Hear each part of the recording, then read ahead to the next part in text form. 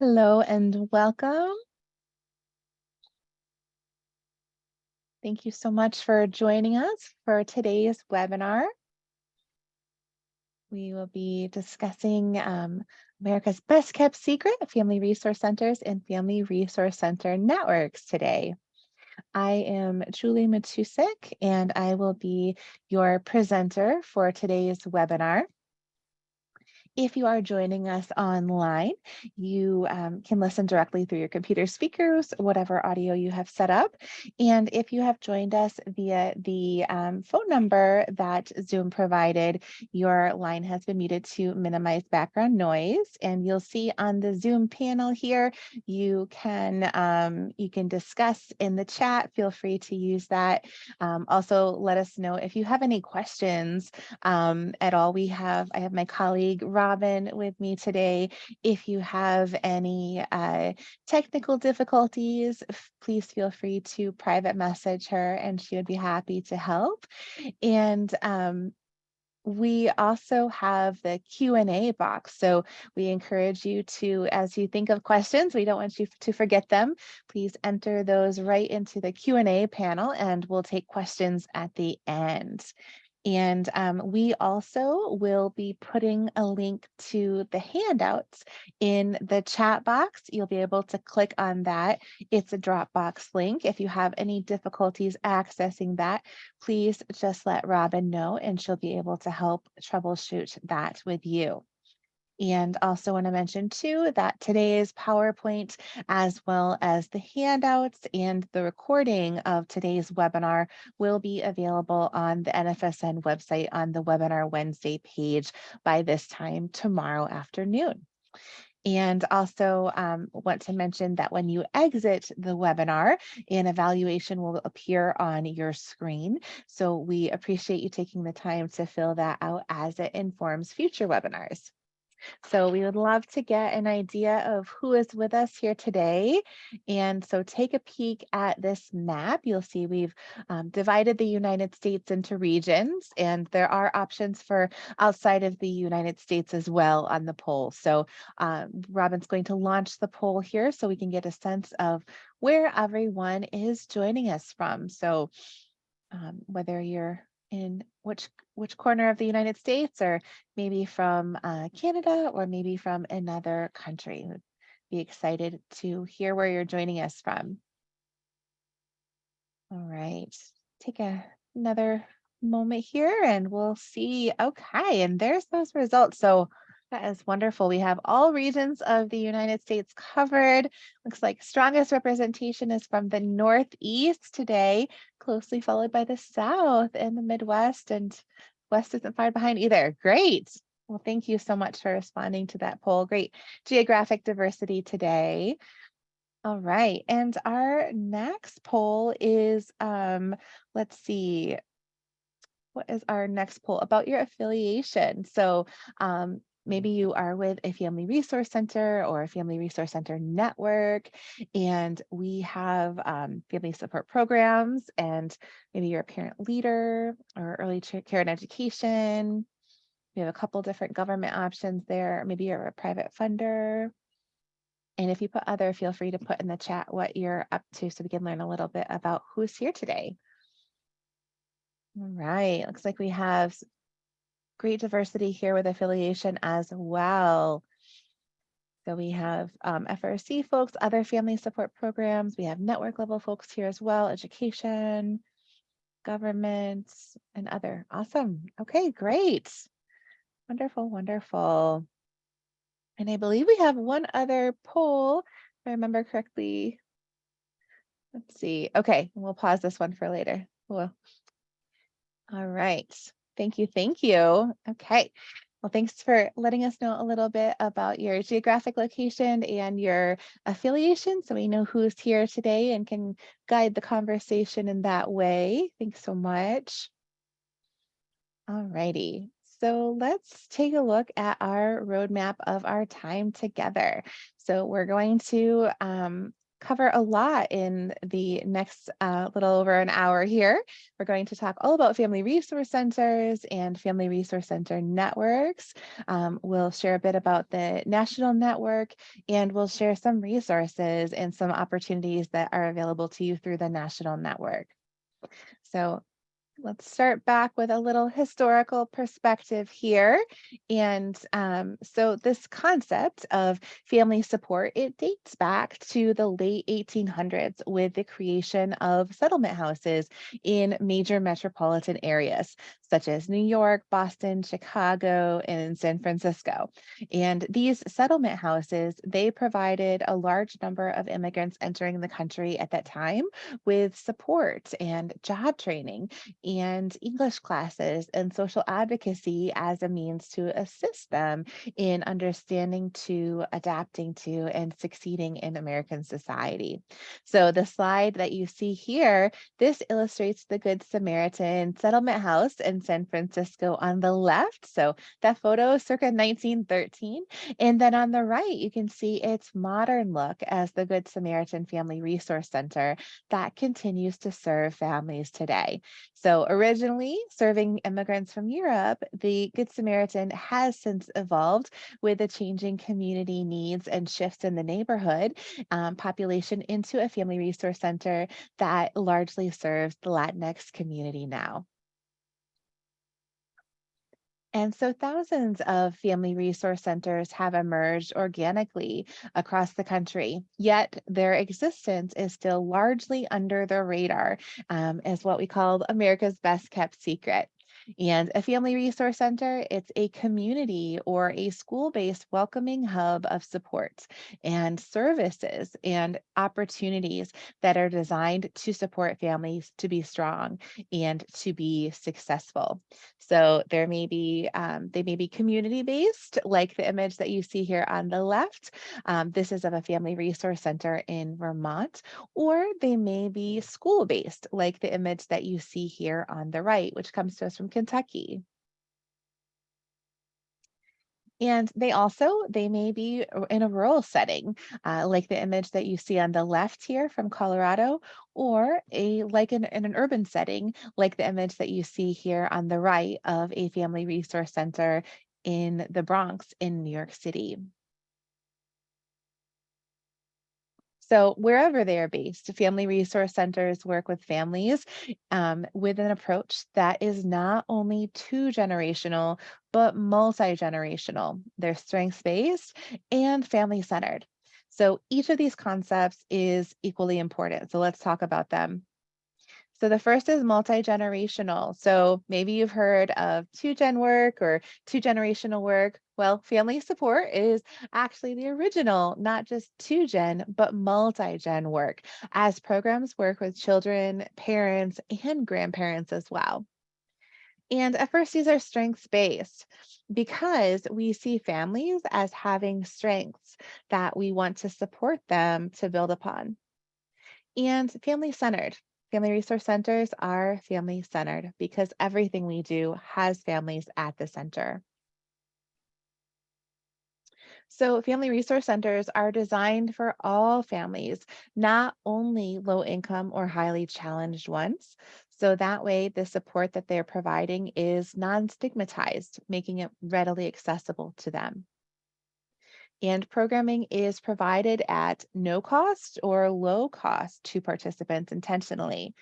So the image that you see here on the right, this is of a family success center in New Jersey. So in New Jersey, what they call family resource centers, family success centers.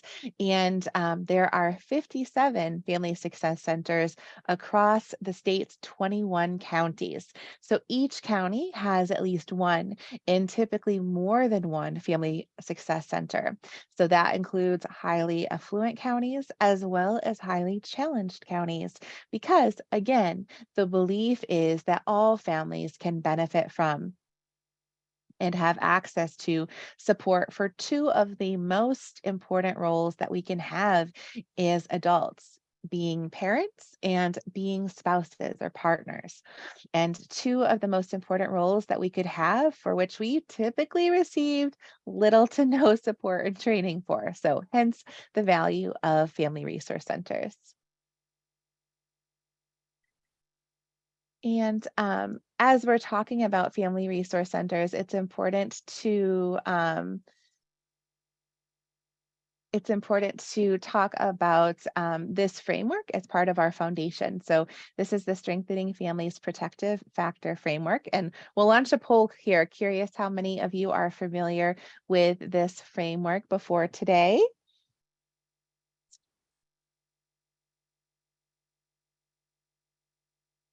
There we go. So are you already familiar with this framework? And if so, how familiar are you with the Strengthening Families 5 Protective Factor Framework? I'll give you a couple moments here to respond. We'll take a peek at those results.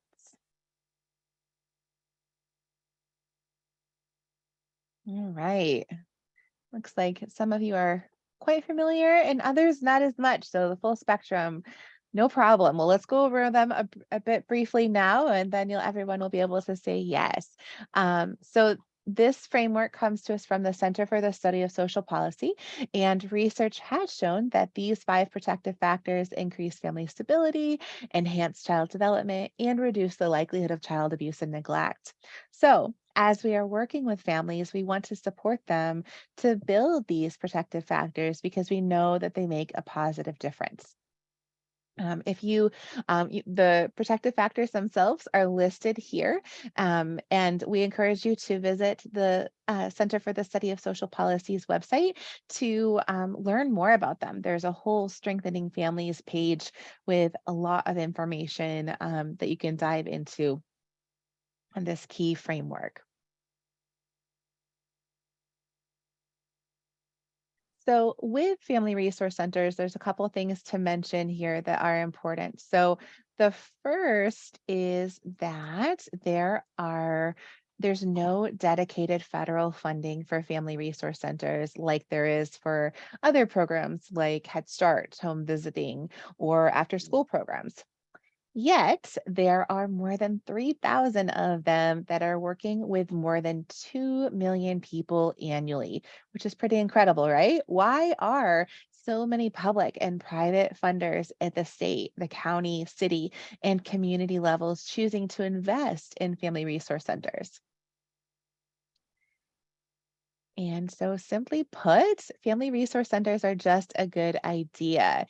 And so, they are cost effective and they are highly adaptable for various communities, whether that be urban, rural, or ethnic communities.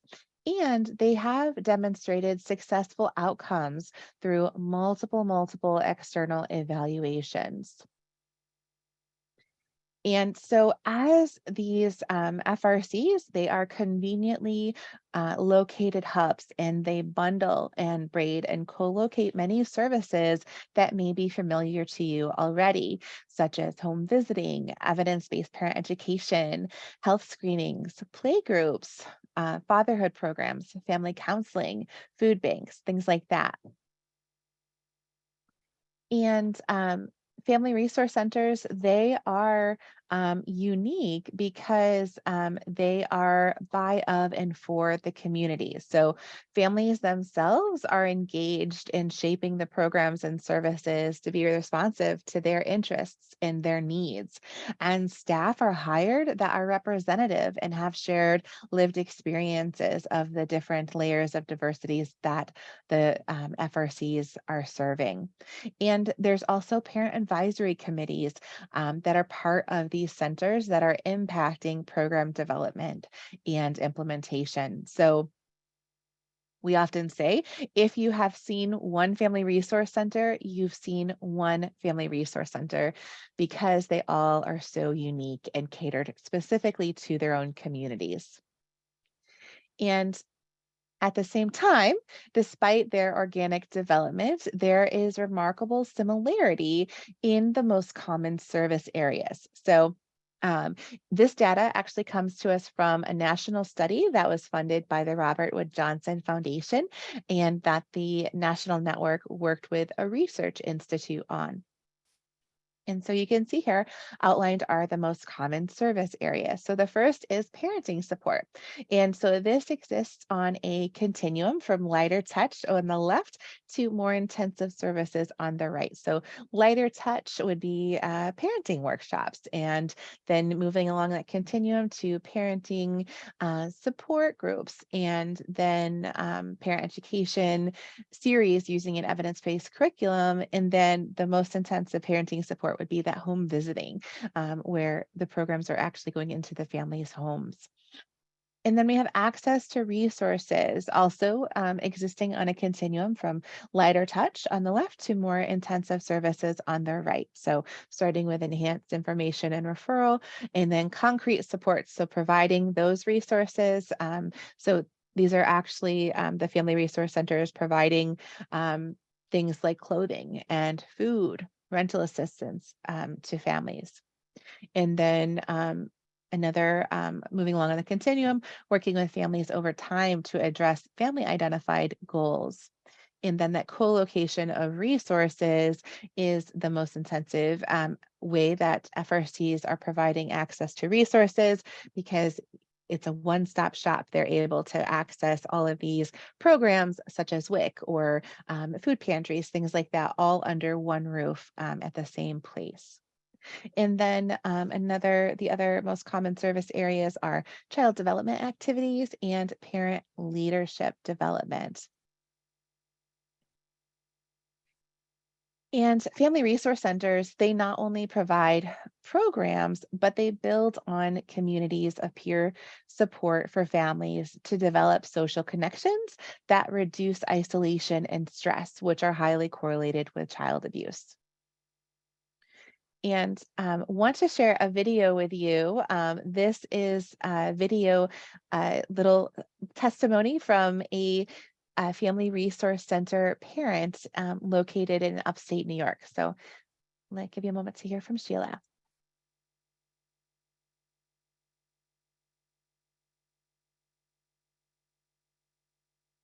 People underestimate how challenging it can be of trying to balance parenting and effective parenting, mind you, and not having a space to actually vent and communicate and learn alternate ways of rearing their children. People don't realize it is a support that they need, not once in a while, but like all the time. I could see the excitement, the smiles.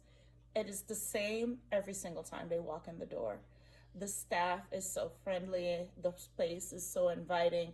So it gives us an opportunity to just like kind of brush off life and then escape into this space where they could just relax, and it nourishes us, it feeds us, and allows us to just make take all of that and positive energy and do life regardless of anyone's socioeconomic status, regardless of racial background, educational level. The need is exactly the same. It is a place, a need for a place to be able to sit down with other parents and do life together.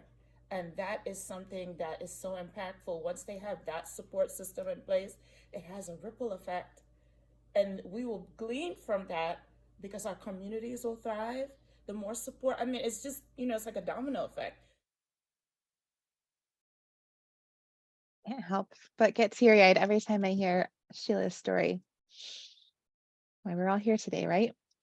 So now that we've talked a little bit about family resource centers, we are going to launch a poll to ask if you have seen programs that look like family resource centers in your state.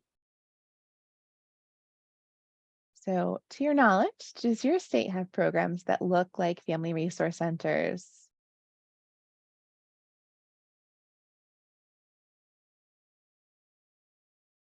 All right, take just another moment and respond if you haven't yet.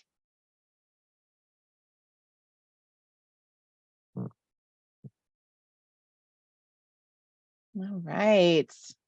I'm seeing an overwhelming yes, and some no, and some not sure, which is why we call it America's Best Kept Secret, right? So yes, yes, makes perfect sense.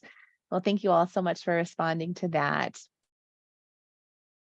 An important part of the story about Family Resource Centers is about their COVID response. So, over the past couple of years, two of the things that families have been most seeking support during the pandemic is parenting support and access to resources. So these happen to also be the bread and butter services of any family resource center, whether they are urban, rural, school-based, or community-based. So family resource centers, they more than rolled up their sleeves to support families throughout this crisis. And so the photos that you see here on the slide are some examples, such as the drive-by shows of support for families in Kentucky up here on the right upper left, and infant supplies distribution in Colorado, and a virtual bilingual story time that took place in Massachusetts.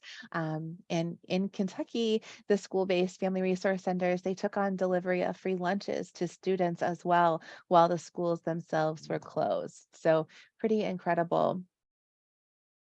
And as a result, there's been a lot of opportunities to highlight the valuable work that family resource centers have done. And because of this, the Family Resource Center's strong response to support families through COVID, they are now emerging from under the radar in red and blue states alike from across the country, committing new funds to support them. So this is these next couple of slides I'll show you highlight some of the funding that states have invested to family resource centers. And we fortunately are needing to update these slides on a regular basis. So here's a few. Give you a moment to read those.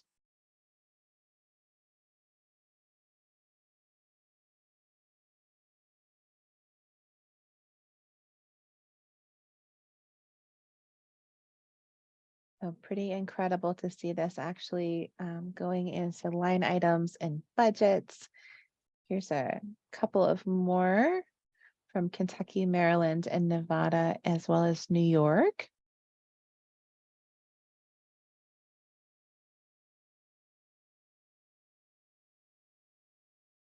So there's funding specifically to open new family resource centers,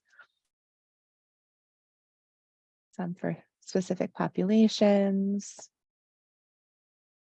Pretty incredible in New York, expanding from 3 to 30 family resource centers. It's absolutely wonderful. Here's some more from Texas, Utah, Vermont, and the state of Washington.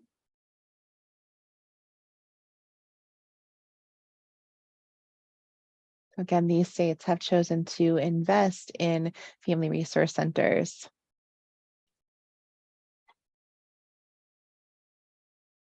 And as a reminder, these slides will be available on the website as well. So you'll have those to dive into further, and we'll continue to update these. It's an incredible thing to need to update, right? So another thing that we like to talk about is this slide. So this slide was developed in partnership with Casey Family Programs, which is one of the National Family Support Network's national partners, and it illustrates how family resource centers work with families across the continuum of potential involvement in the child welfare system. And so I know this is a little small and tricky to read. You can download a copy of this on the website if you visit nationalfamilysupportnetwork.org, and it's on the Family Resource Center page. If you hover over family support and drop down to family resource centers, you'll be able to see how family resource centers are working with the child welfare departments across the country, what that looks like, and ranging from primary prevention, the differential response, and with open child welfare cases, and then post reunification.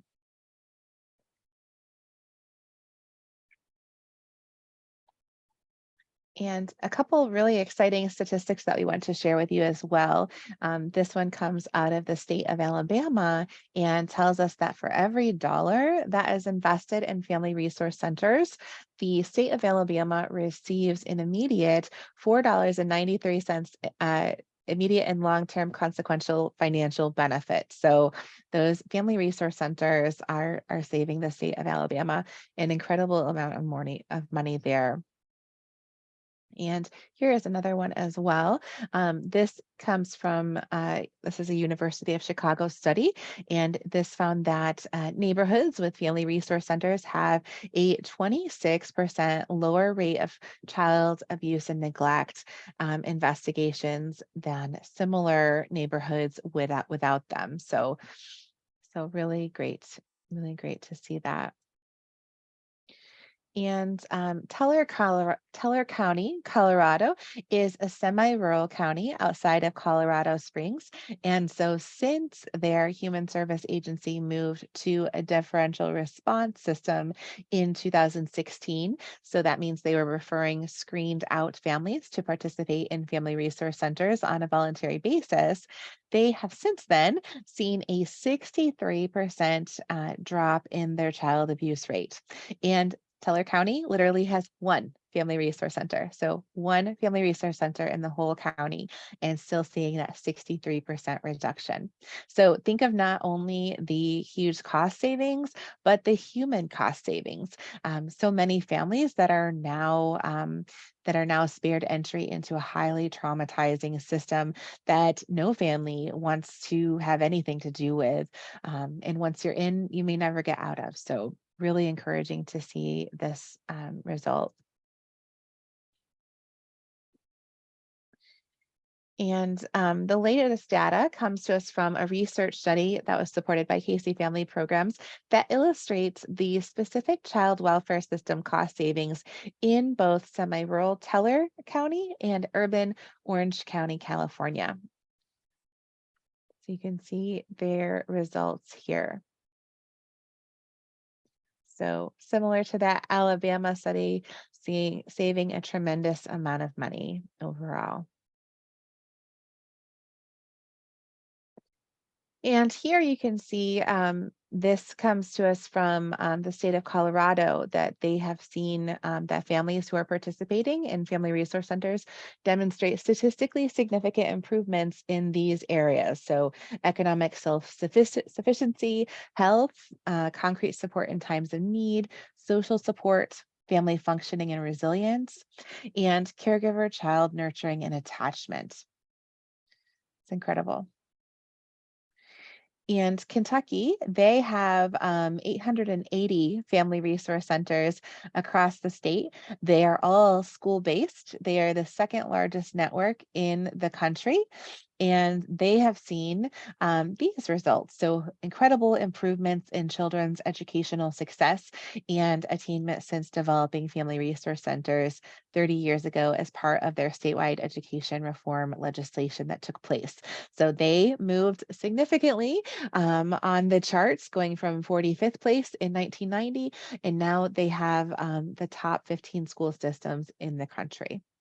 And so all of these statistics that we just talked about can also be found on that Family Resource Center page. So if you go to nationalfamilysupportnetwork.org and hover over family support and drop down to family resource centers, you'll be able to see all of this information there. And so one common question that we get, which makes sense, right?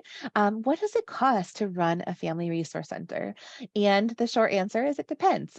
So it varies in relation to local cost of living, specific programming that the center is to offer, and the physical space. So we have a couple examples here. So one example is from a typical community-based New Jersey Family Success Center. So they have an annual budget on average of around 240 to 30 to 240 to 300,000, and that is with 3 to 4 full-time staff and a building. All of that is included in that budget. And then a school-based family resource center in Kentucky, that's another example that we want to highlight. And they have an annual budget of 33,000 to 82,000. Also with 1 to 2 full-time staff. And these examples, the Kentucky example, has space and some other resources provided in kind. So a couple quite different examples, but it shows the difference in from center to center, what that can look like, and some of those different variables there. Another common question that we get is, how are family resource centers funded? So mostly by state, county, and municipal governments. That's kind of the majority of them. And some also leverage federal funding, such as CBCAP funding or community-based child abuse prevention funding. So you may have heard of that. And other ways that family resource centers are funded are through foundations, corporations, individual donors, and in-kind support. And another thing to mention too is specific about this funding discussion is some have chosen to leverage family resource centers to provide up to 12 months of um, up up to 12 months of in-home parent skill-based programs for parents or relatives that are caring for children who are candidates for foster care. So this is specific to that family first funding. And so this when we're talking about in-home, this means that not that the services are taking place in their home, but that the child has not been removed from their family is what that's referring to. And so family resource centers are providing programs on the Title 4E prevention services, this on the clearinghouse. So they're able to provide different programs such as Incredible Years, Healthy Families, motivational interviewing, parents as teachers, Triple P, things like that, in order to be able to leverage that family first funding. And so family resource centers can also be leveraged to implement kinship navigator programs, and networks of family resource centers can support successful planning and implementation of family support or of families first. So New Hampshire actually was the very first state network to do this, which is wonderful. So now that we've talked a bit about family resource centers, now we look a layer up at family resource center networks. So we talk about how these family resource centers are connected is what we're talking about here. So um, not only have cities and counties and states hit upon the value of family resource centers, but they also hit upon the value of networking them together. So when we're talking about family resource center networks, what we're talking about is a network of at least 2 or more family resource centers that have come together. These networks ensure coordinated quality support for families, and family resource center networks serve as the backbone entity to leverage and to coordinate the collective impact of their members. And so these family resource center networks differ by structure from network to network. So they can be either an independent nonprofit, they can be coordinated by a public or private funder. They also can be led by FRC directors themselves that are serving in a volunteer capacity.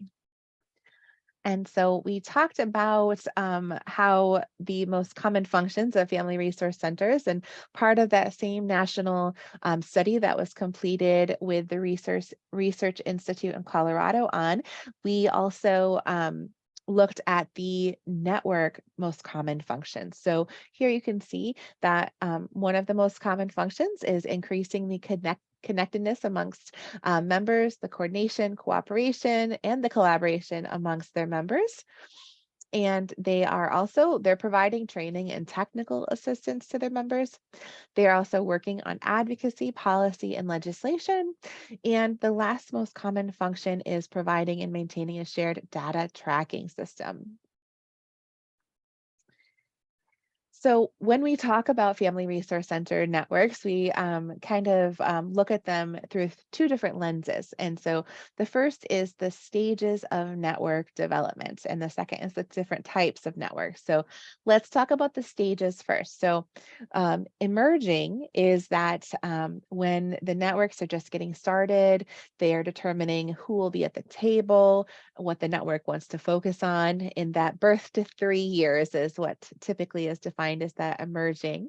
And then we have evolving. So this is that 3 to 5 year mark of development typically. And so as these networks are further developing, they may hire contractors or they may have their first staff.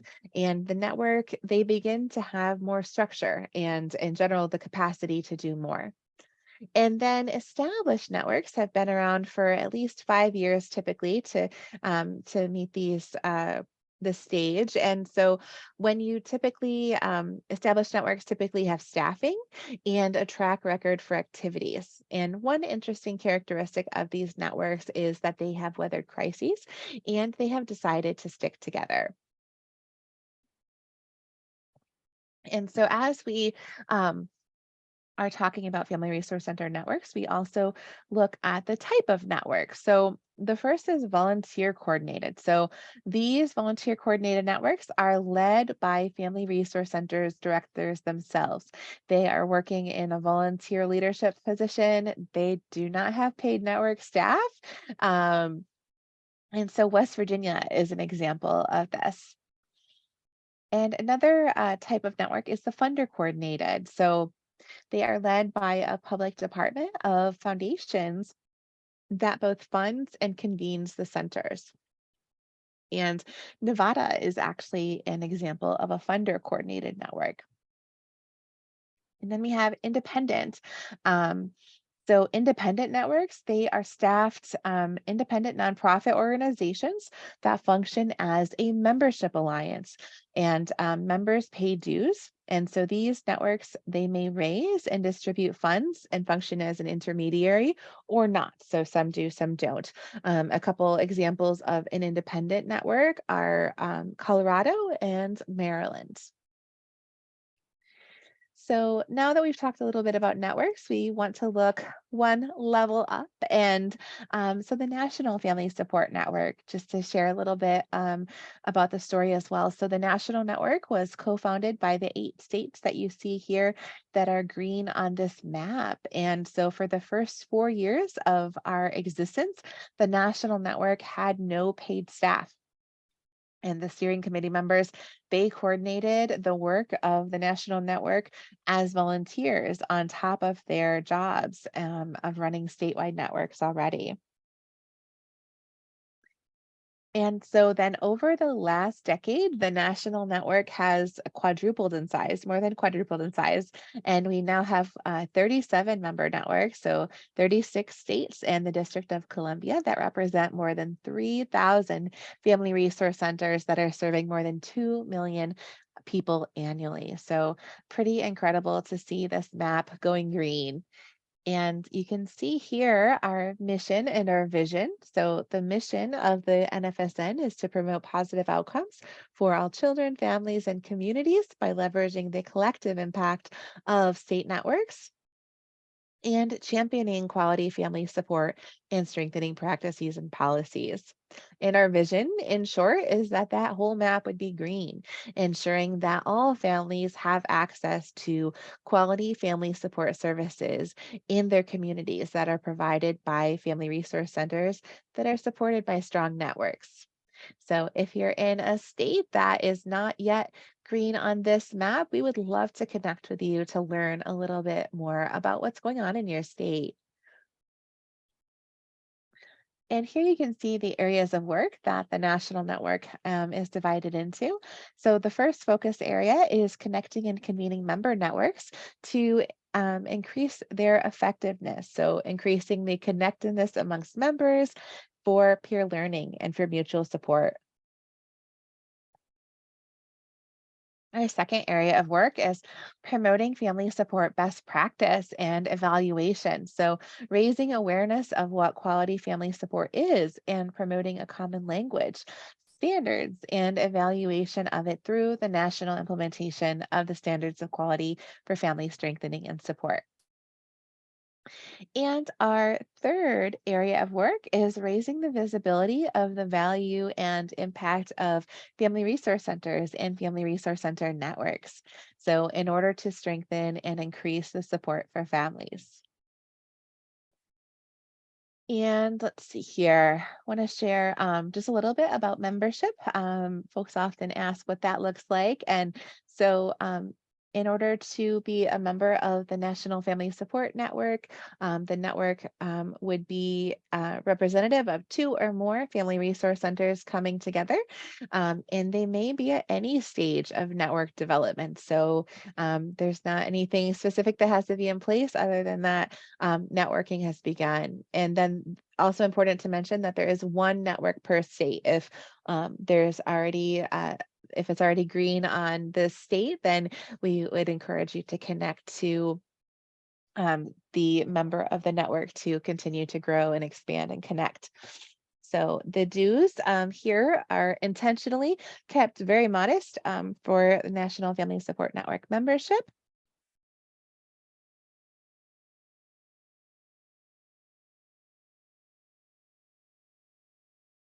You can see there the dues are intentionally kept very, very reasonable to ensure that that is not a barrier for any network joining the national network. And also, an important part of talking about family resource centers is talking about these standards. So, the standards of quality for family strengthening and support are designed to be used by all stakeholders. So, public departments, foundations, community based organizations, and families as a tool for planning, providing, and assessing quality practice. And these standards of quality also they uniquely integrate and operationalize two key frameworks. So the principles of family support practice and the strengthening families approach in its research-based, evidence-informed five protective factors. So we talked about those a little bit earlier. So the standards are based upon those. And important to the story of family resource centers, the standards create a common language and expectations across different types of family strengthening and support programs. So, of course, including family resource centers, but also home visiting programs and child development programs, for example. And these standards, they help ensure that families are supported and strengthened through quality practice. And again, where these standards are, they're designed to be used by everyone. We want them accessible to everyone that is working with families. So they are available to download for free on the website. If you go to the standards page, you'll be able to access them. All of the implementation tools are also on there as well. And we also important to mention that these standards were recently revised in 2021, which reflects an enhanced focus on diversity, equity, and inclusion, as well as for relevance for both the United States and Canadian contexts. And you can see here the five areas of work that the standards are focused in on. So, family centeredness, family strengthening, diversity, equity, and inclusion, community strengthening, and evaluation. So, those are the five core areas of the standards. And you can see here the kind of where the standards have been over the past decade. It's pretty incredible to see just the movement that the standards have made across the country. So over 14,000 people have been trained on the standards, and you can see here the overall the average satisfaction scores. So we have across the country, there are over 100 trainers that are facilitating these trainings in member networks from across the country there. So really incredible to see the work of the standards spread across the country.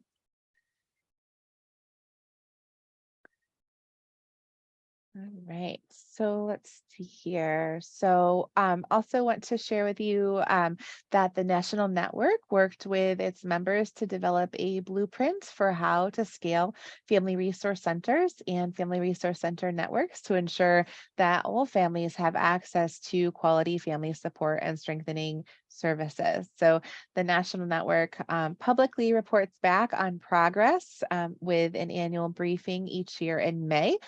So you can access this on the website as well. If you go to nationalfamilysupportnetwork.org and hover over resources, you'll be able to see the Advancing the Field tab where you can learn more about this work. So since the beginning, when the idea of starting the national network first emerged, the co-founders reached out to organizations and different entities to offer their support. So you can see here on the slide the different national partners that we work with throughout the years. So these partners, they regularly participate in National Family Support Network activities. We serve on each other's committees, we co-sponsor events and present at events. We also work collaboratively on joint projects. So we work with many other organizations collaboratively as well. And these are our national partners that we wanted to share. So as we are be thinking of any questions that you have, and please open the Q&A portion. I appreciate the chat and the discussion and everything. And with that being said, sometimes things get lost in there. So if you have a question that you would like answered live on the webinar today, please enter it into the Q&A portion of the Zoom console. Thank you so much. Appreciate that. Want to share some resources that are available to you through the national network, just so you can tuck these in your tool belt so you have them for a future date. And the first is some topics specifically around family resource centers. So provided some contextual information, some background information here, but as you're wanting to dive into this work further, encourage you to check out the website. So if you go to nationalfamilysupportnetwork.org, and if you hover over family support and then drop down to family resource centers, you'll be able to see the family resource center page. So on that page, like I had mentioned, there's those research reports, the statistics that we outlined. There's videos on there. You can actually take a virtual tour of a school-based family resource center or community-based family resource center. There's an FRC overview document that is really helpful. It's a two-pager, well, one pager front and back, I guess. Just tons of core information, things we covered today, but all in one place. And then we also encourage you to check out the Webinar Wednesday page. So we have, there's the general Webinar Wednesdays page that you'll find. And once you're on that page, you can navigate to different topics specifically. And we have a Family Resource Center specific Webinar Wednesday page on the sub page there. So encourage you to check that out. You can also learn more about networks as a sub page, the standards as a sub page. So several different sub pages in that library of Webinar Wednesdays that we have. And very excited to share with you this new resource that you can access. So if you go to nationalfamilysupportnetwork.org and hover over family support and drop down to Family Resource Center Learning Hub, or you can just navigate to the link here on the slide, you'll be able to access this tool. This has been something that we've been wanting to develop and have been asked about, and just really excited to see that this is live now. And so this hub is designed to provide tools and sample materials for those seeking seeking to develop individual family resource centers. So it's organized into 6 different phases of developing a family resource center. And so you can have, and it has like kind of a map of what resources are available for each of those. And so everything like from job descriptions to sample RFPs and things. If you're interested in starting a family resource center or wanting to see, where you are currently, definitely encourage you to check out this learning hub. One other valuable resource that we want to share with you is the member network snapshot. So you can see a screenshot here of Alabama's snapshot. This you can find on the website if you go to nationalfamilysupportnetwork.org and click About Us. And you can go to membership. And on the membership page, we have an interactive map where you can click and see each of the state snapshots. And so you can learn, when they were founded, how many members they have, what their services are that they offer. If you want to connect with a network, their contact information is there as well. So you can learn all about individual state networks that are currently in existence. We also have a Family Resource Center network hub. So these have tools for networks, and so it includes both NFSN templates as well as documents from member networks that can be used as examples for Family Resource Center and funders of Family Resource Centers. So there's 2 different sections with this network hub, and so there's network tools for Family Resource Centers. So things such as Family Resource Center identification surveys and evaluation frameworks, requests for proposals, things like that. And then there's network tools for networks. So things like membership agreements and job descriptions, operating guidelines for networks, things like that. So this one you can access if you go to the website, hover over Family Support, drop down to Family Resource Center Networks, and it'll be at the bottom of that page. You'll be able to access that hub. Okay, and then we have some different services available to you. Just want to make sure everybody has this information. So the national network is available to facilitate connections to member networks. So that's one thing that we're happy to do. We also can present for key stakeholders. So educational leaders, child welfare leaders, children's trust funds, and other public and private funders about working with and investing in family resource centers. So sometimes it helps to have someone with you to present to key stakeholders. So let us know if that's a resource that we can be of help with. We also can provide technical assistance for Family Resource Center network development. And we also provide a couple different trainings that can be very important in this developmental process. So the standard certification training and the developing and sustaining effective parent advisory committees training. So a little bit about our services that we offer. And so want to pause for a minute. I know that's a lot of information and encourage you now to just think and reflect, and I'll take time to answer questions too here. So any if you'd like to share what resonated with you from the information shared, and what would you be interested in exploring more.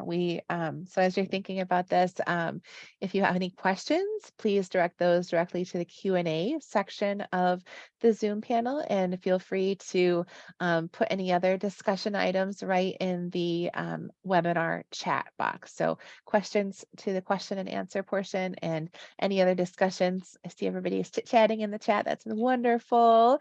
All right, so let's take some questions here. So there's a question specific to cost savings or reductions in child removals due to family resource centers in Texas. So I don't know of currently, Andrea, of the studies that have been may or may not have been done in Texas. I know Texas is earlier in their family resource center development. I know it's something they're doing very intentionally right now. So definitely encourage you, if you go to our membership page, you'll be able to see who the key contacts are, and you could learn a little bit more about what that development has looked like in Texas and if there's been any studies done. But I'm not aware of any specifically to Texas. Let's see. Are there any family resource centers that focus on access to education and education services support? Um, I would say that that would be something that all family resource centers are that have as a focus as just being focused on the families and their goals and wanting to support families along their journey. That educational support would be definitely part of that. Um, the school-based family resource centers may be slightly more integrated into that system as they're co-located in the schools. But that, yes, absolutely. And there's a question about, is there a plan currently in place to onboard the rest of the states? And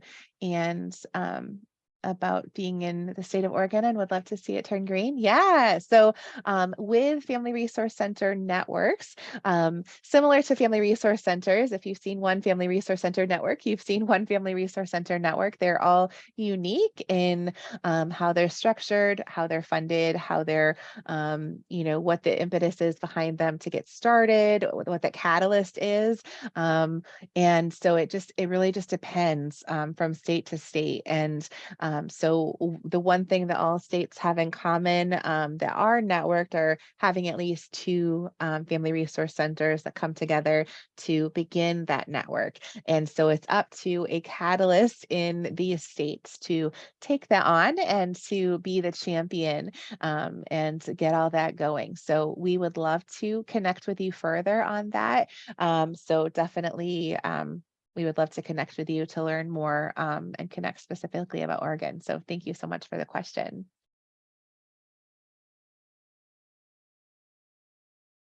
Let's see, and I see someone else is located in the state of Oregon, and um, yeah, I would definitely suggest reaching out to us, and we would love to have a conversation, what that looks like and what some of those next steps would be. You also can look on the National Family Support Network website on the Family Resource Center network page. There's development continuums, and there's one specific to funders, and there's a general Family Resource Center network development continua that kind of has the mapped out stages of what you kind of the next steps as you're looking to develop a Family Resource Center network. So encourage you to check those out as well.